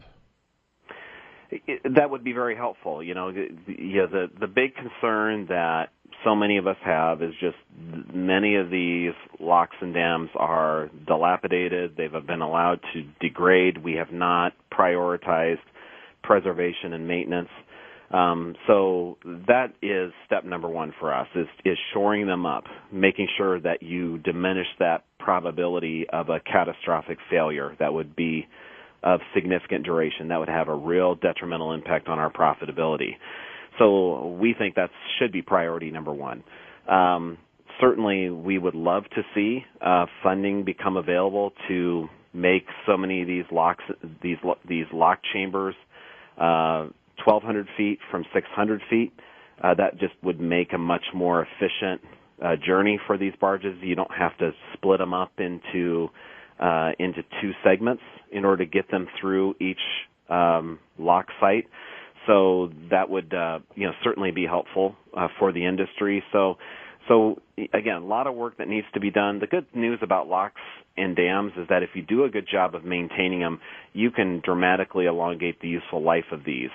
So because they're not, the engineering behind them have been pretty consistent for 200 years. So if you just simply take care of them, you can get a lot of life out of them. Well, yeah, it's that LaGrange was built in 1939. The Depression-era infrastructure projects that are able to still continue today, that's a hallmark of ingenuity and engineering. The fact that it still works and, quite frankly, is still a model around the world. I know when people come from around the world, they tour our system, and even though we say it's wild, it is ancient, but it is still a landmark worldwide. Mike Steenhoek's on next. I want to talk when we come back from the break this notion, because it's been right about a year since the president was at the Ohio River talking about transportation, and he mentioned this might be the only initiative to get passed. So we'll delve into transportation in a moment on RFD Today. I used to say I was an Illinois Farm Bureau member because it gives us farmers a voice in Washington. Then there was a bad regulation proposed in my community. That's when I learned what my county Farm Bureau does for me right here in my own backyard. From giving scholarships to local kids to tackling township or zoning concerns, Farm Bureau starts right here. And now, that's why I say I'm a member. Call your county Farm Bureau and rediscover your grassroots power. Farm Week and Partners Magazine editor Chris Anderson connects rural routes for you. Chris shares her 4 decades of writing expertise by making sure each edition delivers the best information. Here's a bit about her rural roots. I was raised on a farm in Champaign County growing corn, soybeans, popcorn, pumpkins, and poultry. My top priority is to inform, educate, and even entertain Farm Bureau members. Be it routes or roots, RFD Radio, FarmWeekNow.com, and Farm Week keep you connected. Let's check the markets on the RFD Radio Network. I'm DeLoss Yankee. Corn is a little bit higher, 3 to 4 cents better. Soybeans are trying to hold gains we had from earlier in the day. We lost 15 to 16 cents yesterday, and the turnaround seemed to be quite temporary. July corn up 4, 3.71 and a quarter. December up 3 3/4, 3.92. CONAB, the agency in Brazil, suggested a much smaller corn crop this year than in 2017 in a report today.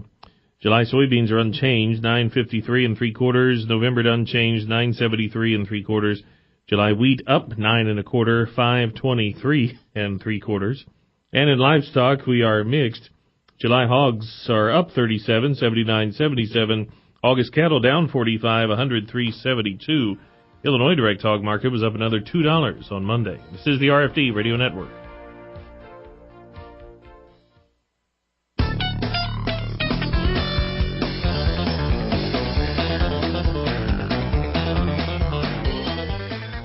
Welcome back to RFD Today on a Tuesday. I'm DeLoss Yankee. Dan Hicks, freeze notice meteorologist, will be on in just a little bit to talk about the weather and in general, just how we'll go through June and into July, and also thinking ahead to a Father's Day weekend that has a lot of 90s or more in front of it right now.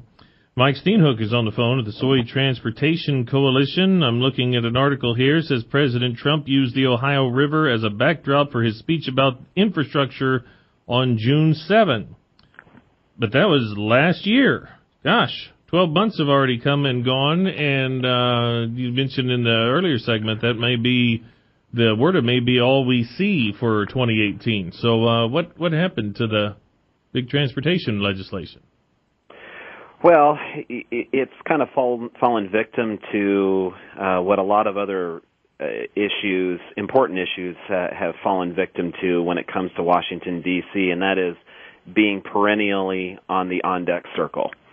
And, I think, there's certainly there are important issues that can surface that can push other issues onto the sidelines for a period of time. But, it's just this is an indictment on both Republicans and Democrats, this reality that every 2 years, the work of the to-do list of the American people, the important work that needs to be done, has to be basically put on the back burner to make way for an election.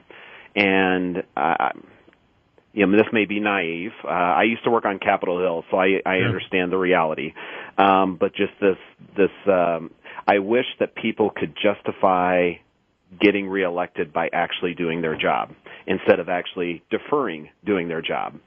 And that's kind of what we have is just the campaign ends up crowding out all these other things, and the window of opportunity as a result to do these important things like infrastructure, like a host of other issues, ends up getting crowded out. So I guess that the message for us is that we need to continue to pound the rock on this issue. There may be a window of opportunity after the election in what's commonly referred to as a lame duck session, or maybe even with the new Congress in 2019. We need to be ready to act. We need to make sure that we continue to have a seat at the table. I think agriculture is pretty well positioned. We've really improved that over the years. We and the Soy Transportation Coalition and a host of others have really improved that standing. And we just need to be ready, and we just need to keep plugging away and seeing some of these incremental improvements getting made. Well, we need the ribbon cutting ceremonies too, so all the more reason to get things done, right? Yeah, and that's certainly the reality. We need to have those things. We also one of the things that we talk about is it's not as sexy and it doesn't generate as much headlines as making sure that we do a better job with the money that we have and taking care of what we have. And we need new infrastructure, but we also just need to do a better job of taking care of what we have. That's practicing really good stewardship with taxpayer dollars, but I think the point is well taken that I think one of the best ways to make the case to the voter that why one should be reelected or elected in the first place is actually getting these things done. And sometimes that involves those ribbon-cutting moments, and if it's for a worthwhile project for infrastructure, that's a good thing. Well, it seems to be, there are several topics that are nationwide. Every district can point to roads, bridges, railroad, you name it, in some cases ports, but it seems to be something not necessarily unanimous, but a rallying cry, where the Farm Bill, where the concern is how many people would be interested in farm programs, but transportation, that should be in everybody's wheelhouse. And I think with one of the things about with the administration and the current administration, this current political climate, with a lot of this uncertainty as far as being able to access some of these international markets. I think agriculture, we have been and we need to continue to be engaged in making sure that there aren't any kind of barriers erected to impede the export of soybeans. That's certainly something that we need to keep focusing on. But I think having a dilapidated, inefficient infrastructure has basically the same effect as a tariff does, because it's simply a cost inserted between the production of soybeans and the actual consumption of soybeans in an international destination.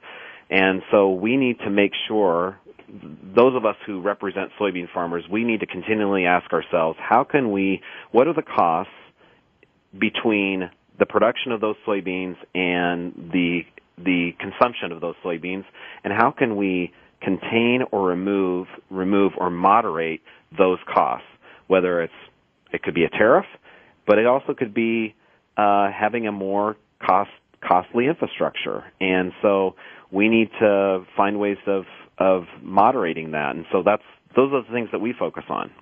Do you talk just about transportation, or do you also get into the notion of we need to make sure we have customers to whom to send or to which to send all this product in the first place?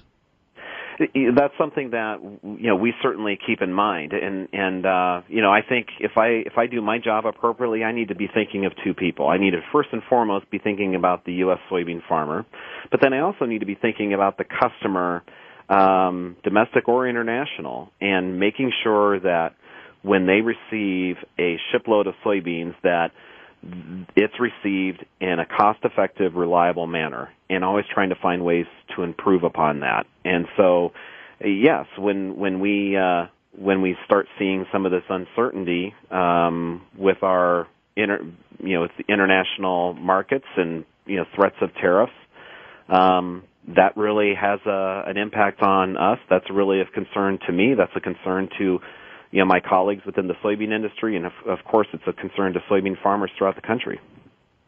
Well, what are some steps for you guys, especially as we go into midterm election time? We'll go to a couple priorities that are on your list, Mike. Well, I think number one is this is related to locks and dams. We would certainly like to see greater degree of funding for locks and dams, but we think there's a lot of room for improvement on how that funding, the current funding, is deployed. And the argument that we make is that it needs to be more reliable. It needs to be more predictable. One of the things that we were happy to see within the House-passed Water Resources Development Act was some language that examined the inefficiencies that results from the annual congressional appropriations process, the fact that it's incremental, it's often unreliable, and the fact that it can actually result in less efficient delivery of lock and dam projects. You can have cost overruns, you can have project delays, and that's something that we've been talking about that repeatedly for a number of years. So that's certainly something that we would like to see get amplified now and into the future. Something else that we think would be a real shot of adrenaline to our industry is dredging the lower Mississippi River to 50 feet. That would increase our efficiency in accessing international customers. Excellent. Thanks, Mike. We appreciate it.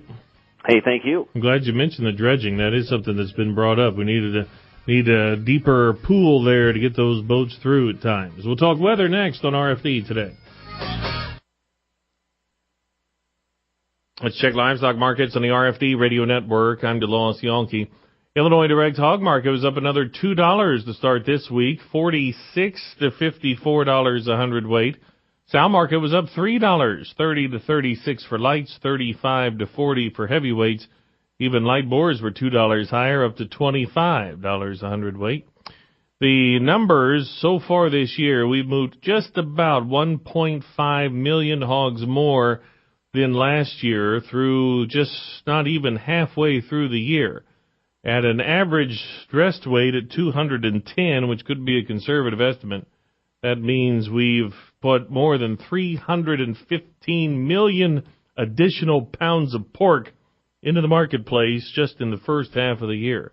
Greenville last week, steers and heifers $1 to $2 higher, low choice and select $1 higher. This is the RFD Radio Network.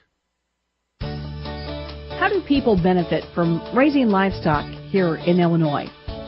Rich Giebert, Illinois farmer, president of the Illinois Farm Bureau. Well, growing up on a livestock farm was always interesting, and I enjoy it more today than I did back then. But it did give me the opportunity to have a good work ethic, learn to get up in the morning. And that was difficult during my senior days at high school and college days. I had a tendency not to go to bed at a respectable hour. But no, it was always enjoyable on the farm and getting up before daybreak and milking the cows and getting the chores done and then go about the rest of the day's business. Illinois Farm Bureau, along with beef, corn, milk, pork, and soybean associations, make up the Livestock Development Group, supporting the Illinois livestock sector. For more information, check out illinoislivestock.org.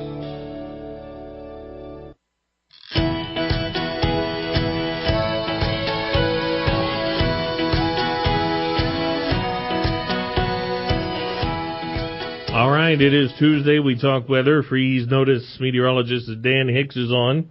You hear him daily on RFD Illinois. And, well, boy, we've got this weekend coming with a lot of 9s in front of those temperatures. So we could use the moisture in advance, I would think. That's true, DeLoss. We've had some pretty nice rains across parts of Illinois, but there have been a few places that continue to miss the rainfall. Just looking at rainfall, since the 1st of June, and a lot of this fell starting late last week, appears there's been a pocket in east central, or maybe southeast Illinois is a better way to describe it, close to the Indiana border, where as much as 5 to 10 inches of rain has fallen so far this month, and a lot of that has fallen just in the last 4 or 5 days. At the other extreme, there are some areas along the Mississippi River. Quincy is one location where hardly any rain has fallen this month, and also in the far southern part of the state around Carbondale, amounts very light this month. So some definite improvement in moisture across the state, maybe a little bit of excess in some places, but we still have these nagging areas of dryness that continue, at least in parts of Illinois. Yeah, always hit or miss. It seems like west central Illinois seems to have missed a lot more than it has hit in the 3 years that I've been doing this on this microphone. It certainly seems like they've been a lot more missed than hit. Well, they have been, and there's been a kind of a persistent area in west central and parts of southwest Illinois, parts of Missouri and southern Iowa, where we've had these lingering drought conditions. If you look at the drought monitor going back, as you mentioned, a couple of years, that area right in there has seemed to have had a consistent below normal precipitation pattern. Of course, that's reflected in those long-term subnormal soil moisture amounts and also the lingering drought conditions. And then at the other extreme, you've had some flooding rains. We've had numerous flash flood warnings at times the past few days in parts of southeast, east central, and central Illinois. It just goes to show you how variable summertime rainfall can be in the Midwest. Well, where are we as we think about, we're in mid-June already, as we start thinking toward July, and certainly need good weather when pollination rolls around. So how are we looking, not only 10 to 14, but also maybe 30 days out? Well, I think that in the near term, of course, we've had some improved moisture, but some areas still need rain. There'll be a little bit of rain the next 24 hours. The next chance of rain coming up later this week. I don't think we're going to see large additional amounts in the near term. We do see a fairly warm period coming up this weekend and early next week. High pressure aloft is going to build northward into the Midwest, and that's going to bring probably 3 or 4 or 5 days of upper 80s and 90s across quite a bit of the Midwest. So certainly those areas that missed any significant rain, that's going to add some stress to the crops. Areas that have picked up some rain, it won't be quite as bad, but anytime you have 4 or 5 days where it's above 90, it can be stressful on the summer crops. That doesn't look like a long-term trend or a long-lasting trend, as I think later next week we're going to see temperatures start to cool down a bit and perhaps some better rain chances. But I guess to get beyond the 6 to 10 day time frame, I still think that the trend in summer temperatures will be above normal on into July. Not all the time is going to be unusually hot, but it just looks like the trend will be above normal, and there will likely be these times when temperatures get 5-10 degrees above normal for at least a short period of time. And I think that summer rainfall will continue to see this high variability where some areas get enough to get by, but other areas tend to run below normal.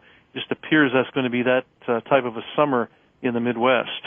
You go around the world, you're always going to find weather concerns, but I was thinking last week in particular, they're talking about too dry in Canada, and Brazil's had its problems, and the Black Sea has its problems, so those seem to all be some key growing areas, and just, with Argentina, what it went through earlier in the year, just wondering what it'll be like for the rest of the summer here in central U.S. Well, you do have some of these other regions, of course, that if you look at the grain production, obviously some of these other regions do have a big effect on the big picture. Now, of course, South America, they're going into their winter time, but their second crop corn, the safrinha corn, my understanding is that that's in Brazil, that the yields will be down a bit because of some dryness this year. And there are some concerns about the wheat crop in the former Soviet Union and Australia as far as lack of rain causing some issues. China, growing conditions look pretty good for their summer months. So some of these international crop-producing areas may have some influence also as far as how the grain production goes worldwide. But, given the type of summer expecting in the Midwest, there may be some areas where yields are shaved off a bit, where these hot temperatures occur in the same places where, the rainfall is below normal. Certainly right now, if you look at the corn and bean conditions across the Midwest, the good to excellent category is very high in most areas. Pretty notable drop-off, though, in the corn and bean conditions in Missouri due to the hot weather and limited rainfall. Also in parts of South Dakota, conditions dropped off a bit. But right now, anyway, the rest of the Midwest looking pretty good. Looking ahead the next 1 to 2 weeks, I would think that, if anything, we may see conditions lessen, a little bit with time. But as long as we keep getting some rain and keep the heat to a minimum, conditions should be fairly good in most areas, the next 1 to 2 weeks. Sounds good, Dan. We'll talk to you pretty soon again. Thanks so much. Okay, DeLoss, you're welcome. Dan does a couple of weather updates on the network throughout the day and is also on RFD Illinois. I'm DeLoss Yankee, headed to the Fulton County Open House tomorrow. I'll stay watch your ends, and Rita will be in studio tomorrow. Stay tuned for more on RFD Today, right here on the Illinois Farm Bureau Radio Network. Yes, I listen to a lot of talk radio, but I wouldn't call myself a political junkie. I guess that's why I like being a member of the Illinois Farm Bureau. No matter what my comfort level is, Farm Bureau has something for me and my farm. As an Illinois Farm Bureau member, I can pick and choose what's best for me, from reading election news in Farm Week to actually going to Washington. That's enough to make me a policy nut after all. Call your county farm bureau and customize your membership today. When it comes to our members, Chris Magnuson connects rural routes for you. Chris leads Illinois Farm Bureau's efforts to provide valuable information to our members. He has spent 2 decades with IFB. Here's a bit about his rural roots. I grew up on a farm